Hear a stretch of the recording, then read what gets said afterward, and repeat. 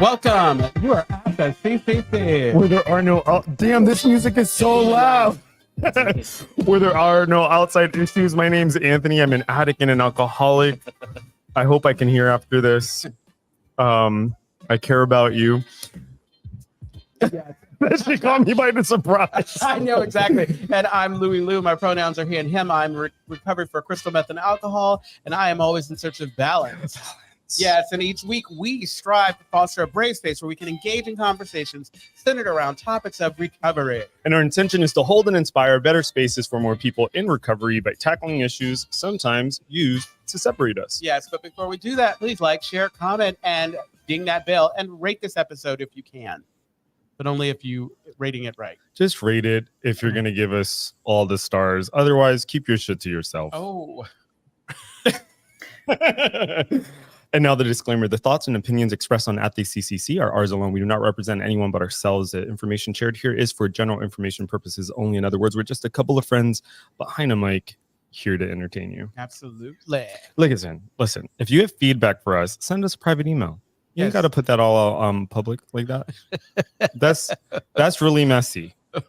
Especially since there's like a direct contact that you guys have to us.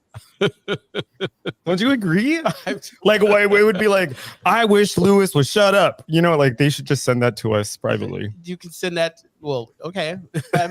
You're watching a podcast where I'm supposed to be talking and you want me to shut up. Okay, go ahead. Knock yourself And out. that's why they should send it to us privately. I think what that was secret wishes, Anthony's greatest wish. No. Just sit here and let me talk. No. That's not true. So how are you doing? Well, first off, I missed you. I know I missed you. I really missed you. For those who are listening, our camera just turned off. So those listening, we filmed live at the Western Roundup Living Sober Conference. It was a very good time. We had a packed room, a lot of lively, interesting conversation. We didn't film it live. Uh-huh. So if you're interested in that, you'll have to catch it wherever you listen to podcast. Excuse me. And Lewis wasn't able to be there because he was ill. I know last week I phoned in remotely because I was COVID got me real good. COVID got you real good. Uh-huh. So that happened. And so I really missed having you there. It didn't feel the same without you. But yeah, I'm good. It's been really warm in San Francisco. Oh yes. It's been really warm, but warm here is like 70s, 80s. Yeah, exactly. I mean, it's like, this is summer. It is summer. It is summer. Uh-huh. How are you doing? I'm good. I mean, I'm getting my energy back slowly. I mean, honestly, it was expected, but I've been back at work and I know. We're laughing because we're filming live now, but our camera isn't working. The camera's not working. But we can see Anke, and that's all that matters. But now the settings are all off, so now it's super far away. I know, so it's super cool. Hey, so here we go. I was really excited to listen to. I did get a chance to listen to the Sunday, and you did a wonderful job. It's Thank you. I mean, for because on the fly, I think that a lot of what we do has been kind of like, off the cuff, and so it was really cool. And I don't know, it's just cool. I wish that we had planned, and maybe in the future we'll know to plan so that if that happens again for either of us, we can chime in remotely. But I just want anybody who's listening to know that Anthony, I don't mind that you were able to use me as a way to get. Lewis was my safe word, so whenever I got uncomfortable, I would blame Lewis. Anke, we know that you're there. We will bring you in a second. I just see you there. So lovely. So we have Anke on today. Anke's been on before. She's been one of our like most faithful fans, and she's become like a fan favorite. So we're really happy to have her on. Anke is just part of the family. She truly is. Anke, how was your week? Well, like Lewis, I was sick. I was home with COVID, and I've definitely turned a corner. I was lucky that I got the antiviral meds pretty quickly. COVID? Yeah. So I'm better, and I'm grateful that I survived it. It's no joke, really. No, it really isn't. No fun. And if folks are listening, yes, I am eating. It's like I they're didn't like, have surprise. And then I wanna do this for some ASMR. And also, I didn't get a chance to say. We have new shirts. We have new shirts, and they say at the CCC. They say at the CCC they got our logo, and then on the back it's like there are no outside issues, so it's really cool. It is really cool. Yeah, exactly. So shall we introduce today's topic? Let's talk about it. So this is the relationships month. Yes. And we brought Anke on to talk about work relationships, right? We're waiting for the banner. We're waiting. Oh no! You know what? Stephen is taking a much needed rest. He's away, and so our executive producer Brandon is back behind there, and he's basically told us you should be happy I showed up. I need to get some love because our team keeps building. So we've got Jordan back there. Jordan is amazing, and Jordan's going to be joining us next week. And then Jason. We have Jason, who's not new to to the CCC family, but definitely new to being involved with the podcast. We're excited. And so we share all of that to say, if you're interested in being involved, reach out. Please do. We have so many rules. Our team keeps, sorry, I have food in my mouth, but y'all know how it is. Again, it's like I'm all shocked, surprised, and awe. Sometimes you should do yourself. But like you're chewing, But so I think pot meet kettle. What I was trying to get at is like our team keeps growing, and there's so many different things that we could use help with. I know, it's fascinating because there's things that we probably don't know that we need help with. So if you've got some expertise in this area and you just want to have fun and hang out with two cool dudes. Oh my god. Oh my god. They're all shaking their heads like, oh my god, what a loser. Two cool dudes. All right, let's jump in. Absolutely. So Louis, you've actually talked about work relationships the most. A lot. Exactly. Yeah. Well, because I blame it on my Virgo nature, my misguided need to be perfection, to practice perfectionism, or whatever. And the struggle that I have is, that I can't just work by myself. I have to work with other people, and it has been a lesson in understanding that, just because somebody doesn't work the way that I work doesn't mean that they're not doing the best they can, or really doing a good job. Because it's like, of course, I just dismiss that if you're not working like I am, then you were just not a good employee, which is nonsense, but not really. How about you, Anke? I was thinking about like work, obviously today, because I was at work this morning, and I was thinking about the topic.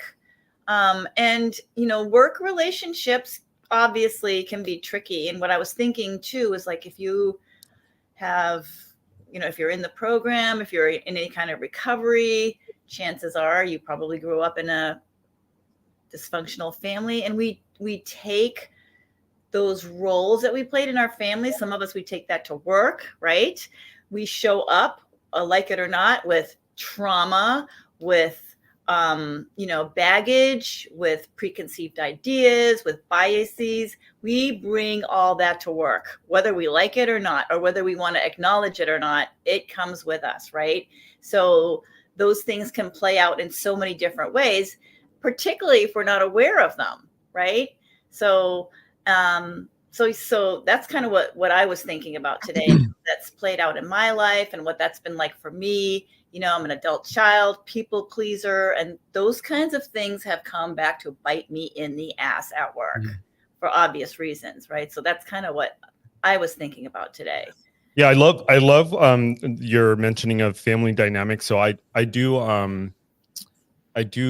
organizational consulting. So I work with executive leadership teams, and one of the things that I notice is that you see like a lot of the family dynamics show up in people's relationship to authority, so to their boss. So often you'll notice people behave the way I would imagine that they behaved at home.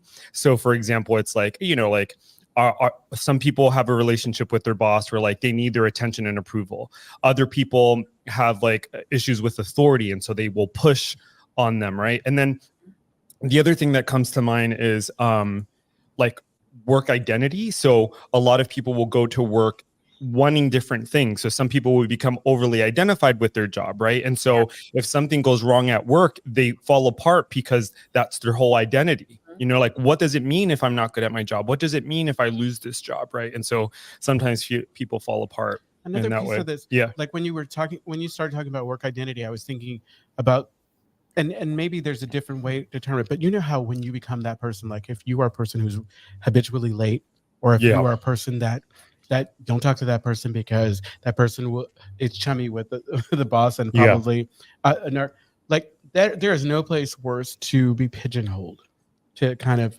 and Anke, you brought it up, like there's some behaviors like in the beginning, and then I showed up and I really didn't know that I was exhibiting them, like maybe people pleasing or whatever. I thought that I was doing this spectacular job, but really what I was doing was not being a worker among worker, not really working effectively with others. And then by the time, and you even talked about it where you had a therapist that said about the people that you work with, and they didn't like you. Years ago. Yeah. Damn, you have a good memory. No, and they talked about you had been one way, and in our minds, maybe we know, maybe we don't know, but I'm thinking I need to be this or whatever, and you become that way, and the damage is irreparable. Yeah, like as much as you might try to show up in a different way, like specifically, like I'm really good about showing up for work on time. Yeah, but there were times in my active addiction where it apparently wasn't a priority, and so it had gotten so bad that people just expected it. And then when you to be late, and then when I started to get better, or made an attempt to get better, they weren't buying it. Like, it didn't matter. It's kind of yeah. Anke, something coming up for you over there? So I was thinking about something you said, Anthony, in a previous podcast about bringing your authentic self. Not necessarily, I don't think you were talking about work, but bringing your authentic self to one of your internships, I think.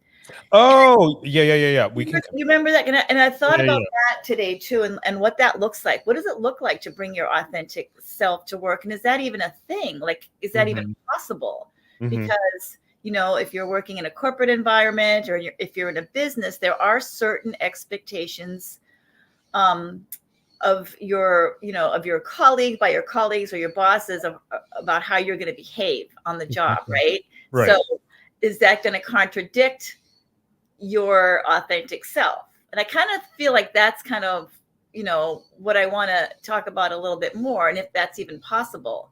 Yeah. Right? That's a good question. Like, is it possible? Well, is it possible to be authentic at work? And what I did I use the word authentic? You did. You totally did. I feel like the conversation was in conjunction to your feelings about being on. Well, no. Well, 100%. I mean, I can speak to that. So for people who may just be listening to this episode and didn't hear that one. So what I think about it, you know, I'll graduate. I'll be out of grad school next year. And so I'll be able to call myself official. Thank you.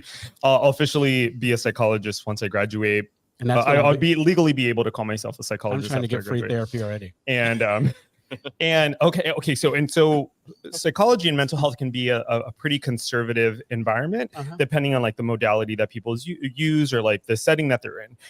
And so for a very long time, I was trained to be as a blank slate, right? That like you don't give patients or clients any information about you because it can interrupt or disrupt the care, right? But that's just one way of operating, right? And what I think has been really helpful is like what I see in my friendships or what I've experienced in 12th step and other situations. It's where like you bring yourself to the table, right? Like you bring yourself to the conversation, because then there isn't like a power dynamic, right? Like literally, like the way I try to think about things is, if we're talking about like being authentic, is like we're literally humans, like just on the earth. You know what I mean? And like what we do for work, in my opinion, is kind of like how we entertain ourselves before we die, you know? And so like, if if that's the way I'm seeing it, like if I'm seeing us like we're just humans kind of doing people together, that's a very different way of arriving in relationship than like I'm the authority, you're the patient. Right. And so that's what I was thinking about. So, but the last thing is about like being authentic is like, you know, we talk about like really racy things on here sometimes, or like things that are controversial. And sometimes I've thought about like, is this going to get me in trouble? You know what I mean? Am I going to foreclose on certain opportunities because of like the opinions I have or like the way I show up into the space? And where I've arrived with that is like, I don't want to work in an environment where this is problematic.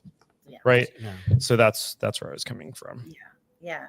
Yeah. Since I moved to the Bay Area, I have to say there's definitely been a culture shift. I spent most of my adult life in the East Coast working in healthcare, which is a very, very super conservative environment, run by like middle management is all women, and then upper management tends to be all male, right? Still, right? And so for me, the experience coming here, it was such a culture shock, and so on so many levels, but in a good way, because here there's number one, there's a lot more diversity. There's a lot more openness, and you can have conversations with people, difficult conversations with people, and have it not blow up and have it not like ruin your whole like work relationship and upset the apple cart at work like forever. Right. Right. So I feel like I'm much, I feel like I'm more grounded here for some reason at work. Yeah. It feels really good. And just in general, like out in the world here in the Bay Area, because there's so much diversity and acceptance, which that was not my experience working on the East Coast as much. I hear that. I was going to. Oh, we have a comment. We have a comment. Right, great. Yeah. Ben Breeze. So, love you all so much. I've heard it described as threading the needle, showing up authentically and the true to yourself while also meeting the demands of the systems we work in. Ooh, can you say more about that, Ben? Yeah, and I feel like it depends. Like, I think that we have to figure out with regards to work and how we show up for work, what it actually means to be authentic. Because, like, just because in my mind, I could be like thinking, oh, I'm authentic because I'm a bad bitch and I curse and I'm this and that, whatever. That's not, no. I'm an authentic. Yeah. For me, number one, I feel like obviously because I'm never going to achieve the kind of perfection that I want to, what has been most effective is finding a person that I can trust. Oh, at work? At work. Oh, yeah. That I can be myself, because I think that typically code switching is something that a lot of people of color do, but I think we all do it. We all do a form of code switching where I will turn it on depending on what the situation is. And I think that when I get to a place where I don't feel like I need to do it, I think that's when I'm being my most authentic self, where I can be because for me and the current job, if I had just not gotten in management and stayed doing exactly what I love to do, I would have been just fine. The problem is now I have to take into consideration other people's stuff. You know, I think when you move up to management, middle, or wherever, you all of a sudden the code switching comes into play, and you have to be considerate of other people and all that good stuff. Well, I like what Anke was saying about like boundaries at work. And so boundaries are in place, obviously. Like boundaries are protective, right? We put boundaries around things that need protection, right? That's what a boundary is, right? There's a thing on the other side of the boundary that needs to be protected. And so obviously, like when you're in certain environments, there are boundaries in order to keep like a workspace cohesive and flowing, right? And I have certainly had the experience where you're friends with someone at work and then those boundaries start to get blurred. Oh God. Right. And to me, and I've experienced this like recently. She doesn't listen to the podcast, but so what I experienced recently where like I'm really good friends with someone who is an authority figure in my work context. And then we're friends until like she pulls rank. And then that feels very, it's kind of humiliating. It feels like infantilizing.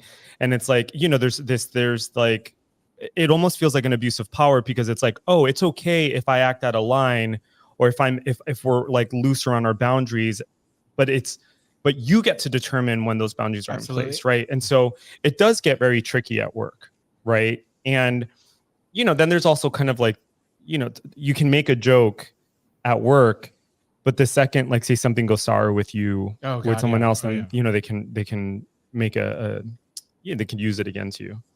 Yeah. No, exactly. It's like, especially depending on how you feel about the person, because as to the authority situation, whenever you are upwardly kind of someone who is ambitious, and you may have a close friend or whatever that you work with who may not be interested in doing any, and then you take that higher position and then have to deal with. For me, it's always been that I'm such a Virgo. We're back to that. No, it's black or white. Like the way for me, and this is what has gotten me in trouble. My thinking is like, I try to think about like, okay, what do I need to do? What, as far as what's my responsibility, and there shouldn't be any gray areas. And that's where I get in trouble. Meaning, like, the relationships aren't nuanced. I treat everybody the same way. Yeah, I'm kind of like non-thinking, non-feeling, kind of a computer. You have such gentle eyes. Oh my God, it's like you wouldn't know that the way you come from me. I thought it like I'm all. I have a question about gray area. Oh, let's hear it, Jordan. When or at all do you disclose about your recovery? Oh, that's interesting. Ooh, good one. At work. At work, yeah. That depends. Do you want to take that on? Yeah, go ahead, Anke. Well, I mean, I guess it depends on obviously the setting. For me, I work in healthcare, and some institutions are more conservative than others, and I obviously don't come out and say on my first day, "Hey, I'm in recovery," because I gotta get the vibe first. I want to feel how this is going to go down if I disclose that I'm in recovery. And usually what will happen is I will be there for a while. And if I feel comfortable with somebody, and if I feel, like a good intention from them, I may disclose to one person or maybe two people at work, just because, it feels right. There are other times where I've been in situations where I've disclosed. When I first got sober, I wore like the recovery badge on my shirt. Like I told everybody, and I'm sober now, and it didn't go over very well at all. It was not well received at work at all. I got looked down upon. I was judged for it, and this is back in the late 80s, early 90s, when it wasn't as accepted in the mainstream as it is now. So, but I am careful, because I think that there's still that bias, because especially in healthcare, we can get really judgy, especially about mental health issues, about, substance use issues. So I have to tread lightly at work. But I have to, obviously I'm out now, and whoever's going to watch the podcast knows, but, I'm not ashamed of it now. I think before there might've been an element of that because of my internalized, whatever it was that was going on, like shame about being an addict or being in recovery.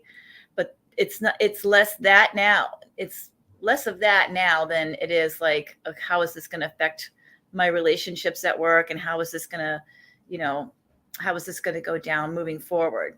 I don't know. I probably just kind of rambled, but no, that's okay. No, your I love your voice. It's like I could sleep on. I know. It's like I have kind eyes and you have a kind voice. I love you. Yeah, it's so kind. So you know what? There was a moment during my interview for this current job that I had where I was talking and it came up, and they didn't ask about my recovery. Oh. Well, it didn't come up. They didn't talk about it, but I was just comfortable enough to talk about it. But I really feel like it is important to kind of tread lightly.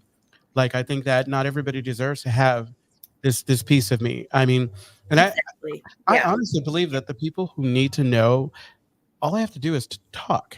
All I have to do, we have a language. We have words that we have, and if it's necessary, then. But I think that's a piece that you never have to take into the workplace. So Well, but we do take ourselves into the workplace and our recovery into the workplace. Yeah. Right. We have I like Anthony's word. We have a container, right? Yeah. In order to manage some of this stuff. And we have a program of living. And then, what gets dicey sometimes is when I forget that not everybody around me has that same operating system internally that I do. right. And that's sometimes I get disappointed, I get frustrated, right? Because I have that recovery 2.0 version inside me, and a lot of my friends that I hang out with, we have that sort of same operating system with a couple of different bugs here and there. We have one person may have an upgrade, but we're all sort of running the same juju. And at work, it's not like that. We have people that are not, that are not at all. They don't have any sort of like work philosophy, or, there's maybe I've seen like lack of integrity, lots of virtue posturing, and that kind of thing going on. And it's kind of cringy. I'm like, ooh. And then I have to remember that, I'm in a world where not everybody is going to have like, the same kind of moral code that comes along with being a person in recovery who's working a program, who's doing the right thing. What are you guys laughing at? Our producer's yawning. Oh my God. He's Sorry, Anka. That's boring. I know he has a really long day. It fucking kills me. It's not because of you, Anka. This is just Brandon. So go ahead. Thanks, Brandon. Wait till I see him again. But specifically, I think like. Well, hold on. Let me jump on Go this ahead, question. go Yeah. ahead. Go ahead. So what I wanted to say is kind of in the most general of terms, I think all disclosure should be empowering, right? Like it doesn't matter if you're disclosing at work and it's your that you're in recovery, or it's your HIV status, or it's your like if you have a disability, like all disclosure should be empowering. And if disclosure is disempowering, then it really has kind of like no place, right? So that's kind of like my first thought. My second thought is that when it comes to like work, I don't think people, let me move away from that, but I think a lot of people kind of neglect to acknowledge that we spend most of our time at work, like our waking life. I think it's something like 20% of our living life is spent at work, right? And there's a way in which, like, I think people, or maybe I should speak for myself, but I'll speak in general terms. I think that some people walk into work and they just kind of like deal with whatever's happening, like not intentionally, or like, do you want to see what I'm getting at here? Is that like work is like this one space where we actually, I think, should be very careful about, like, first off, how we're showing up in our relationships at work, how we are preparing ourselves to enter into a work environment, because it's such a big part of our life. And there's so many different people that I know who, like, they hate their jobs, and because they hate their jobs, like when they're off work, their lives are miserable, and so I feel like, at some point we should probably land on like, how do we make, like, I don't know. It's like I have to think like, this is where I get my livelihood, and I don't want to create, like you said, a space or an environment that is not happy. And it's kind of like I was saying, it's like I was creating that. I talked about it a lot. I was bringing my negativity in, and I was giving it to people who really didn't want it. Yep, you do it here. You know what? Or who couldn't appreciate it. Again, I have kind eyes, or at least that's how he checked me out. So yeah. Oh God, I love you. I love you so much. Did I cut you off? I'm good. So when you guys were just talking, I was thinking about that, how you were saying we spend most of our time at work, and if you're miserable at work, you're probably going to, bring that home to your home life. But of course. Are you familiar with the work of Mary Oliver? She's a poet, and I know the poet, writes amazing poems. And one of the lines in her poem that stands out for me as you guys were talking is, "What is it that you want to do with your one precious life?" I have a fear. It's such a loaded question, but if your one precious life, and encompasses everything, that work is such a big part of that, right? Mhm. And yeah, I mean, I do think life is too short to be that miserable at work. Yeah. Right. And, you know, and then I'm thinking too, like there are people who are right now toiling at their job to put food on the table, to feed their families. They're dealing with abusive bosses. Mhm. They're dealing with like horrible customers. And it makes me sad that we live in a society where that shit's tolerated, especially like we saw during the pandemic, how you know, how people who were doing these essential jobs like that finally like came to light. Like these people are the backbone of they run shit, right? Mhm. The people who deliver our food, who clean the bathrooms where we go in restaurants, and it's like this whole infrastructure.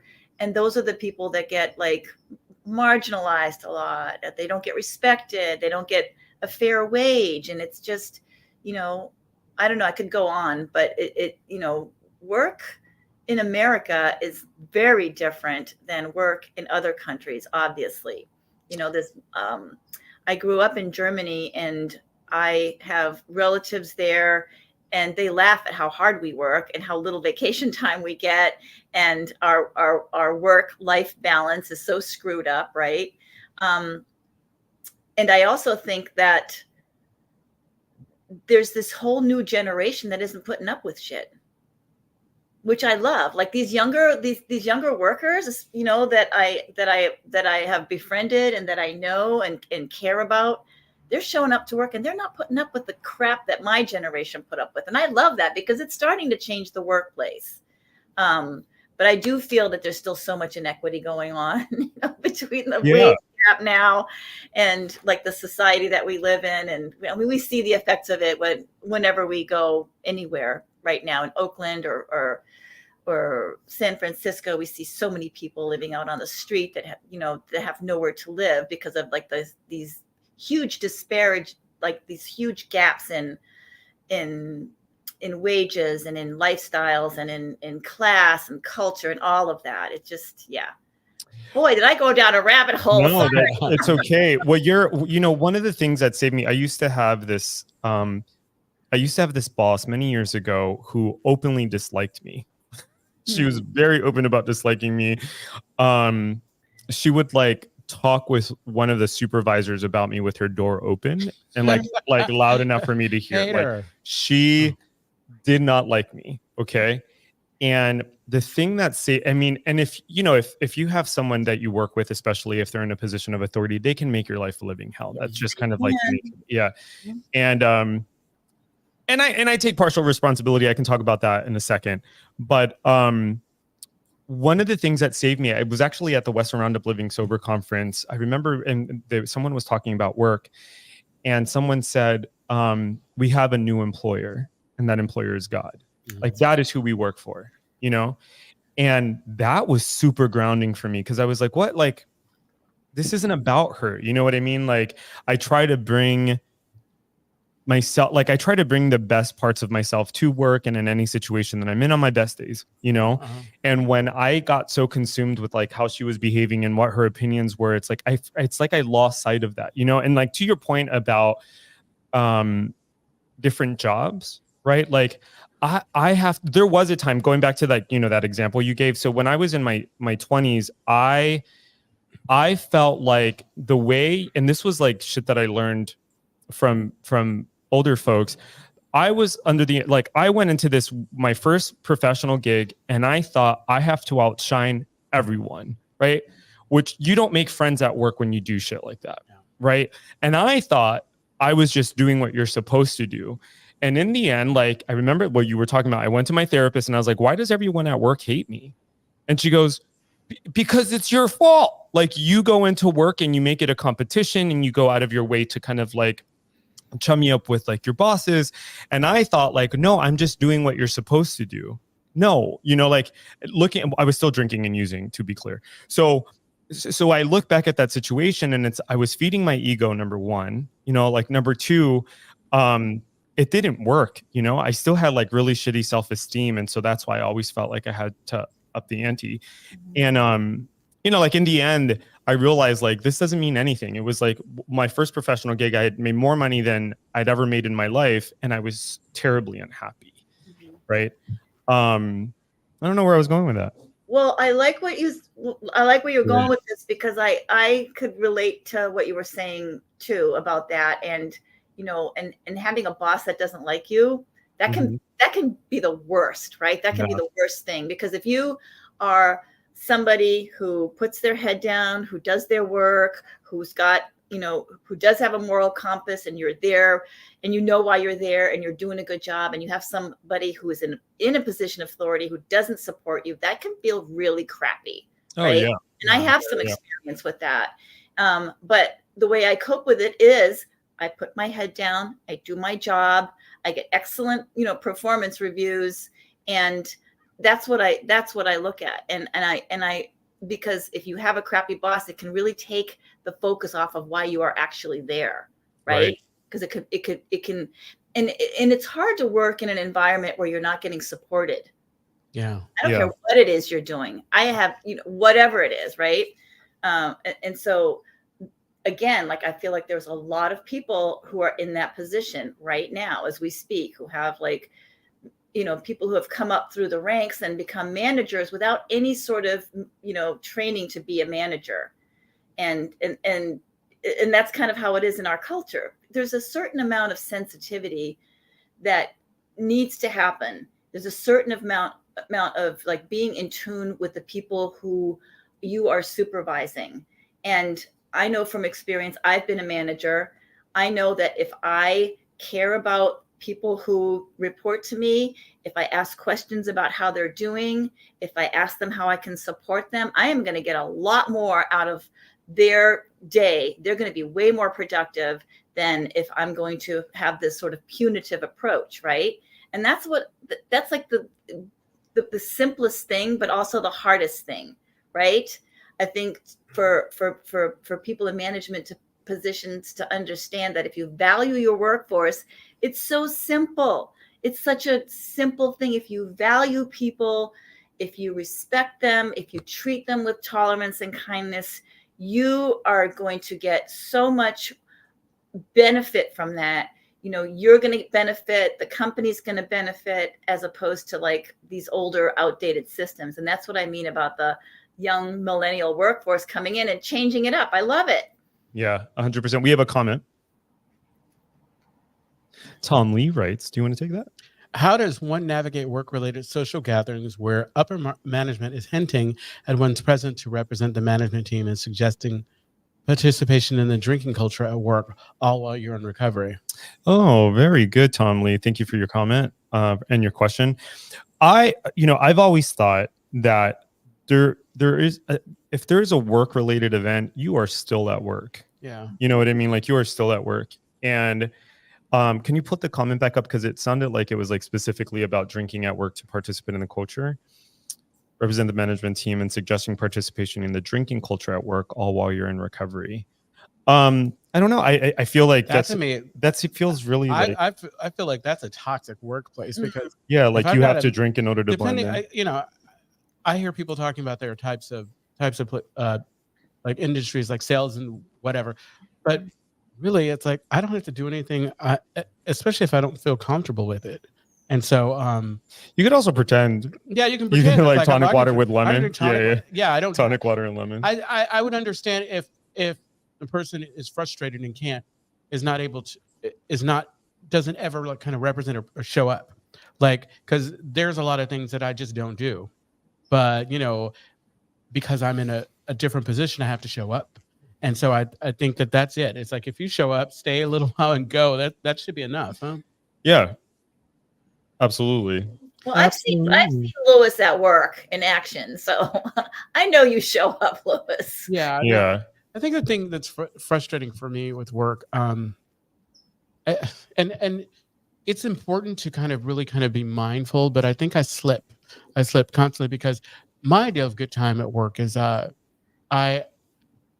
I'm focused. I'm constantly like busy getting things done or what have you. and that would be fine, but I have other responsibilities. And to your point, Anka, about like not feeling supported, it's interesting because I think that we were essential workers doing like the shelter in place, and I think that there's some burnout and Mhm. some indifference or whatever that hasn't kind of left. And so I think that that's probably a lot of the frustrations that I've been talking about is what's showing up, because I'm constantly trying to kind of recalibrate and figure out ways to kind of make this experience Mhm. pleasurable, you know? And it's tough because I'm doing that and not, I've had several conversations with the owner, upper management, and say, this is what I need. This is what I need, and or this is what I see happening. And it's like they meet me halfway, but sometimes they don't get there, and it's frustrating. And it's like I don't want to just throw my hands up and leave, but it's like sometimes that's the answer. Yeah, yes. And that line from Marianne Williamson is coming back in the line where she says, if the train doesn't stop in your station, it's not your train. No. Pass early. That applies to not just relationships, but I think it applies to jobs too, to some degree. Some people just really want to fit themselves into like fit a square peg into a round hole, and sometimes you got to cut your losses. I don't know. Yeah, and we have to start landing the plane, at least for the on-air portion. But you're reminding me of, and I've talked about this before, the atomic bomb meditation, where like this is something I learned like years ago. So the idea is like if you were to find out that an atomic bomb was going to hit where you were in 5 minutes, right? How would that change the way you think about a situation? Like would your values change? Would like the thing that's bothering you change? Would you, who are the first people you would think of? What are the things that you would want to do or wish you could have done, right? And like that is a much, like when that becomes like kind of the focus of the day, that it's so much easier to kind of look past simple disagreements, right? Like, because I think that's one of the things that's fucked me up before is like you're at work and you know you're right about something, right? And you want to push through with that, and it's like sometimes you just really don't need to do that all the time, and I think the other thing that really helps me with that is if I go back to this idea that like I have a different employer and the employer is God, and like I'm doing something else at work, so I think we need to start landing the plane. Anka, don't go anywhere because we keep recording after we turn to. Yeah, I'll stay. But thank you to everyone who's commented. Ben, Yes. Benji, The Castro hi, Country babe. Club. The Castro Country Club is a safe and sober community center for all people and a refuge for the LGBTQ recovery community. We provide programs and services that help people change their lives by supporting personal growth. Yes, and our vision is to reduce the suffering of addiction by connecting people to community opportunity and support. You can find more information, including all the ways to contact us, at www.castrocountryclub.org/podcast. Yes, and tune in every Wednesday at 8 p.m. Pacific Standard Time when we go live on our Castro Country Club Facebook and YouTube channels. Find us wherever you listen to podcasts.